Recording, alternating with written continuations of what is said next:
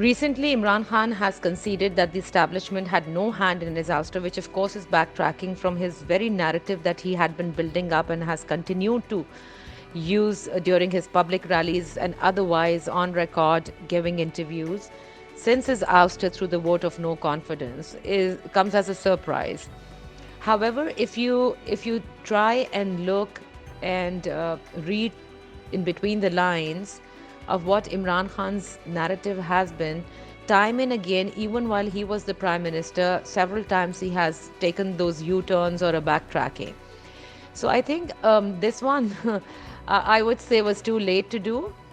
However, the reason behind it could be that Imran Khan has been trying for the past 7 months that somehow or the other, as the government puts it, that he has failed to get a date for early elections. That was the first demand that he made right after his ouster. Also, the resignation of Chief Election Commissioner that he had been pushing on, and he had thought that, enough pressure he would create to do and get this demand fulfilled did not happen. Lastly, the fresh demand that he had made of appointing the army chief through the new government, or at least Imran Khan having some kind of say in it, or probably a consultation process with Imran Khan on the army chief's appointment, also did not happen. Fourth, you could see that yes, Imran Khan did massive public rallies. He had like massive crowds coming to his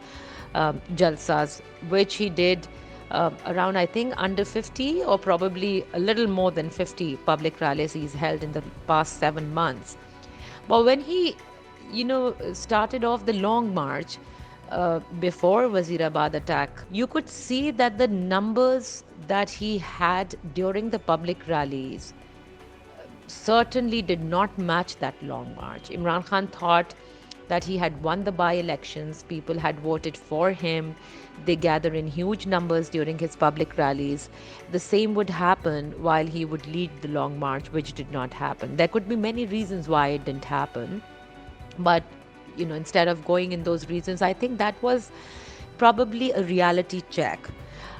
When leaders start off with long march, you have to have massive crowd, and initially the long march probably in one stop or two makes the power corridors realize that with this massive crowd, they wouldn't want any kind of instability happening, or a sit-in happening, or turmoil happening, or civil disobedience taking place. And therefore, usually power corridors do succumb to such demands, or probably, then go for negotiations. Here, when you don't create that much of pressure through people, nobody is going to listen to what you're going to say. And this is exactly what happened. Also, I'd say that Imran Khan was in negotiations, and those negotiations, backdoor negotiations that are considered to be carried on by not only President Alvi but other people of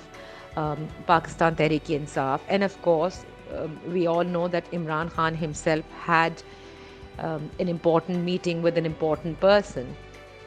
But the way Imran Khan had launched an assault on the establishment made everybody realize that this is not going to get him anywhere. It could have, had he had the crowd supporting him, but this did not happen. Therefore, I think Imran Khan must have realized by now that none of these narratives will get him a safe exit, or probably his goal or achievement or targets. And therefore he must have decided that sadly this is the history of Pakistan, the political history. If you just look back and see, when you start attacking the very much establishment that calls the shots, I don't know how apolitical it is going to be. That only a general election can tell us, or as we proceed further in the democracy era, only one can only hope that establishment shall remain apolitical in such matters. But history tells us that every political party or political leader who had problems with the establishment and was ousted in one way or the other, either through the courts or through martial laws or through a vote of no confidence, they are not going to come back in power immediately. If you look back, it was Benazir and then Nawaz Sharif and then again Benazir and then again Nawaz Sharif and then Imran Khan. So, it has got to be some other choice now.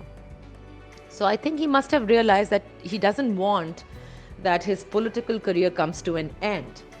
So maybe this could be the way to now start mending ways. He said enough, and to the people, how his people are going to feel, I really don't know.